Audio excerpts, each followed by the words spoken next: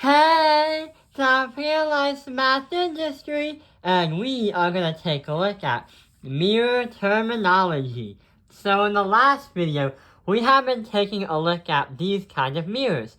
A concave mirror, which converges the light to a focal point, and the convex mirrors that go away from the focal point, where the focal point never really touches the light.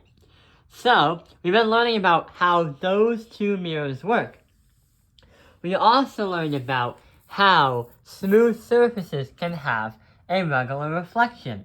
But also, if the surface was not so smooth in a microscopic perspective, the light rays can go all over the place. But there are actual words that can help us understand and communicate with another person that does this, the terminology of a concave mirror and a convex mirror. So, what we'll be doing is looking at diagrams that look like these. So, right over here is a mirror. That's a curved mirror.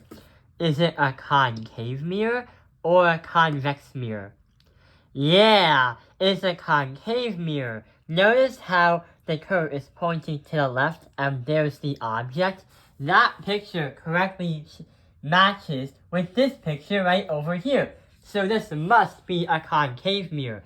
But how are we going to describe all the different parts?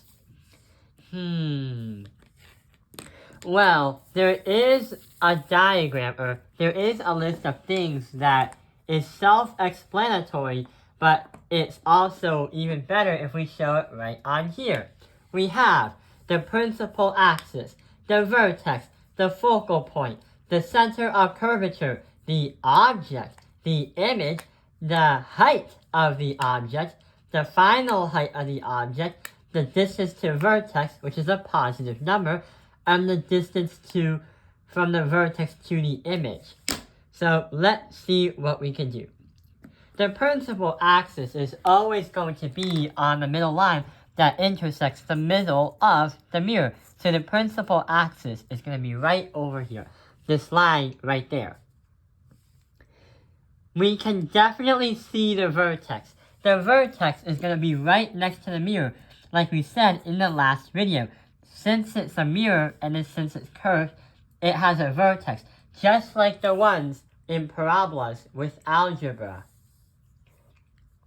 The focal point is where the lights are going to cross in this case scenario. So we can say the focal point is right over here. The center of curvature is going to be just behind the focal point, which is to the mirror. The object is pretty much, the objective of what we're trying to look at. That right there is a candle that's lit. We're going to say that is going to be O, the object. What about the image? In a concave mirror, what happens is the image is going to be inverted, and in this case scenario, it's going to be a lot bigger in the inverted image. So the image is like way down here. The height of the object is going to be right over here, so it's HO. The final height of the object is going to be right here, or should I say HI. Hi! The distance to the vertex. It's going to be from here to here. The distance of the vertex. So that's going to be DO. The distance from the vertex to the image is going to be DI right here. So DI is going to be the distance from the mirror all the way to the image. So yeah, that's how we can label all the different parts of these into a concave mirror. But what about the next diagram? So this one right here is a little bit different than the last one. This one, what is it? Is it a concave mirror or a convex mirror?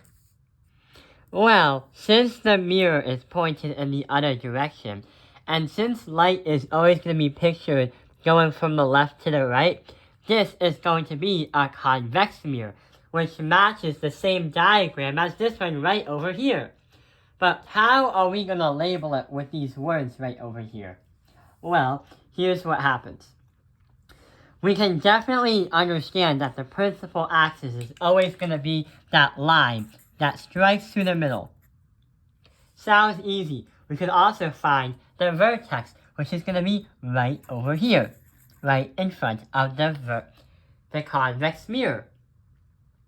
What about the focal point? The focal point is going to be right behind it.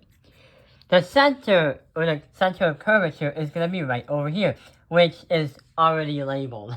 The object, easy peasy. We see that the object is right here. The image is going to be right above there. But why is it over there? It's going to be the opposite of a concave mirror. The height of the object is going to be from here to here, and that's going to be HO. The final height of the object is going to be right here, so it's HI. Hi! The distance to the vertex. How are we going to measure the distance to the vertex? Well, in this case scenario, we go from the real image, we go to this one right here, to the vertex. So this is DO, the distance to the vertex. And the distance from the vertex to the image is going to be right around here. So it's going to be DI. So this is the image that we're trying to compare with that one. So what we can understand about convex mirrors is it's going to be upright unlike the other one, but also it's going to change its size. And in this case scenario, since this one right here is the real image, the one on the right, as you look in the mirror, would look smaller than the actual thing. That's why the focal point is making it seem like light is hitting it, but light rays are bouncing off the mirror, so you'll never really touch the focal point, but the lines will help you guide where those lights are going to go. The convex mirror is easily known for catching criminals, like if you see them at the department store or at a prison. It's very easy because even though you look at it, you can see all the different spatial structures and all the different stuff right behind you at a high range. It's like a 360 degrees. So if you see anyone caught shoplifting, remember to call the police and remember to use that convex mirror. Here is another fourth set of words that we like to use. The size, the amplitude, the location, and the type. The size is the image height. The altitude is the image, is it upright or inverted? In this case scenario right here, it's inverted because it's kind of upside down, similar to the convex mirror. The upright one is going to be this one right here, the convex one. This is concave, this is convex, which is going to be upright. The location where the image is located. So for a concave one, the image is going to stay on the same side. For a convex one, the image is going to be on opposite sides. And the type. The type is, if you type on a computer, DI is greater than 0 if real, and DI is less than 0 if virtual. Use these symbols, because if it's DI, then it's a good idea to use that right here is the real image. Notice how the mirror is curved towards the light where it's going at, just like the DI is pointing towards where that curve is right over there. The virtual one is going to be this one, because it's pointing away from where the light is going, which is causing a virtual picture to happen, where even though you don't see the other part of it right here, it's not really there. The mirror is just reflecting your eyesight back, making it seem like there's one right there. That's a virtual image, right over here. So, this is real. This is virtual. This is going to be inverted, and this is upright.